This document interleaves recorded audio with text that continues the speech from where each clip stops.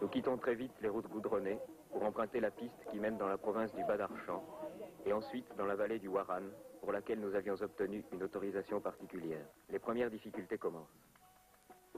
Les deux remorques Erd ne nous suivront plus très longtemps. Les voitures sont des voitures de série et les seuls aménagements qui leur ont été apportés résident dans les sièges, dans le correcteur altimétrique adapté au carburateur et dans une plaque blindée située sous l'avant des voitures.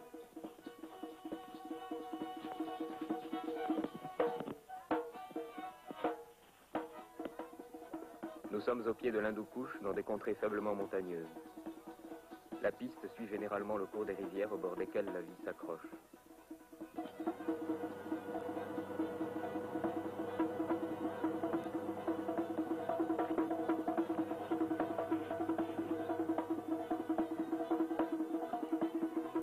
Il fait très chaud, et souvent, dans la journée, nous devons nous arrêter pour laisser refroidir les moteurs.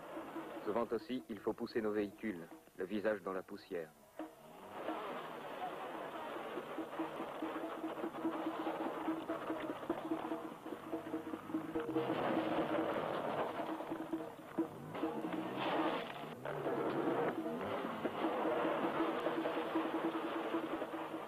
Et quand on part de cette cité de Kéchem, dont je vous ai parlé plus haut, écrit Marco Polo, on s'en va 3 journées sans trouver nulle habitation, ni à manger, ni à boire.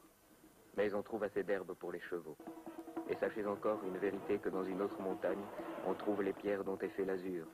Et c'est le plus fin et le meilleur qui soit au monde.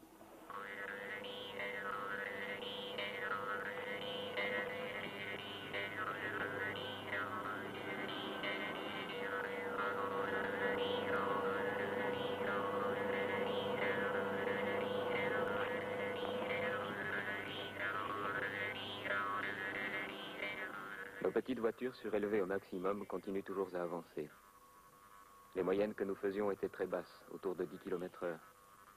Les gens qui marchaient à pied avec leurs mulets, leurs ânes ou leurs chevaux faisaient plus de chemin que nous dans la journée. Nous remontons des vallées encaissées, passons dans des gorges étroites, plongeons dans des rivières à l'eau glaciale, franchissons des ponts de branchage jetés çà et là par-dessus des torrents impétueux.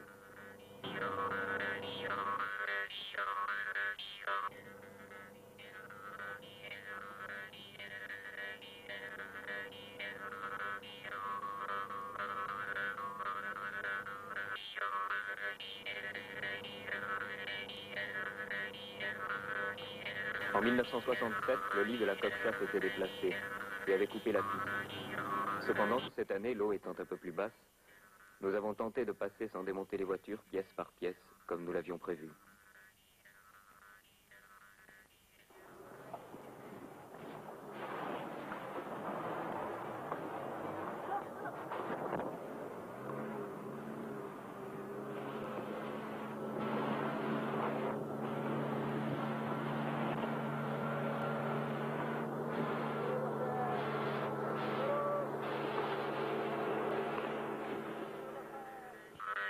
Les entrées de ce royaume sont des passes très étroites, malaisées, abruptes et bien d'autres places fortes, écrit encore Marco Polo.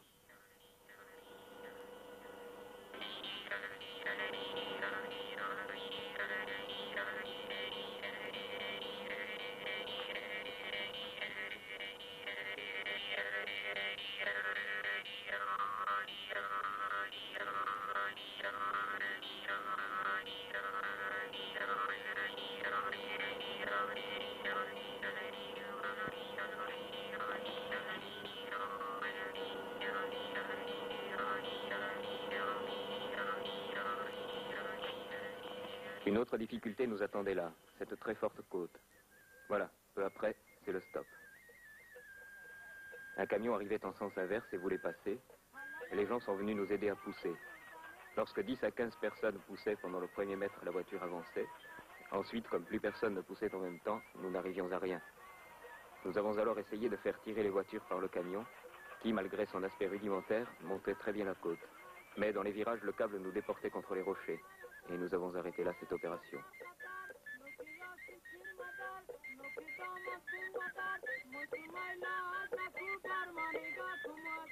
Nous avons encore essayé de nous mettre en marche arrière, car les roues motrices, les roues avant, patiner trop dans le sens normal de la marche. Finalement, il a fallu sortir l'argument suprême, le treuil.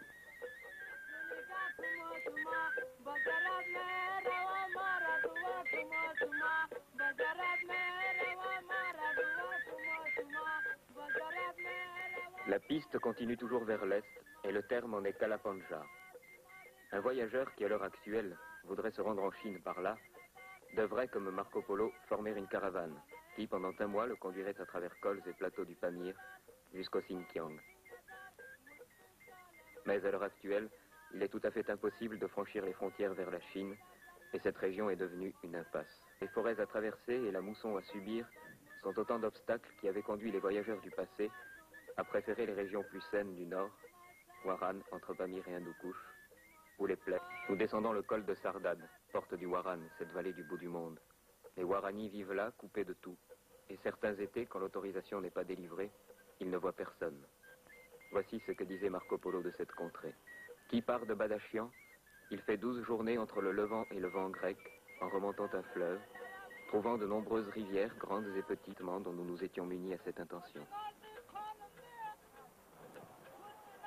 Nous mettons 3 heures pour franchir ce torrent, qui descend du front des glaciers situés à moins de 2 km de la vallée.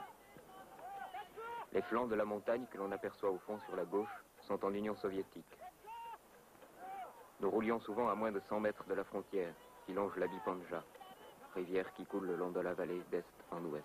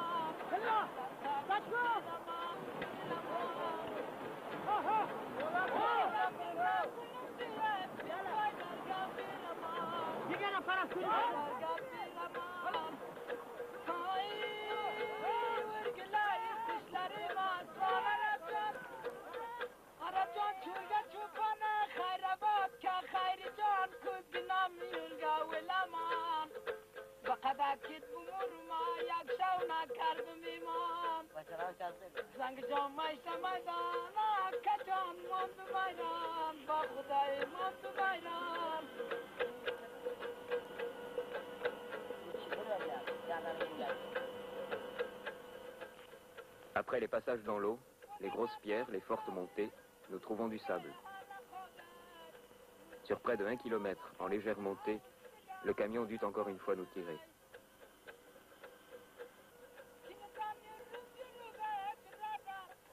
Et nous arrivons enfin, un soir, au terminus de notre route. Voilà 1 mois que nous sommes partis de France, 1 mois que nous avons roulé sans arrêt. Les 800 derniers kilomètres entre Kaboul et Kalapanja, où nous déchargeons les voitures, nous ont demandé 1 semaine d'efforts. Nous voici enfin au pied de l'Hindoukouche, très près des vallées que nous voulons explorer.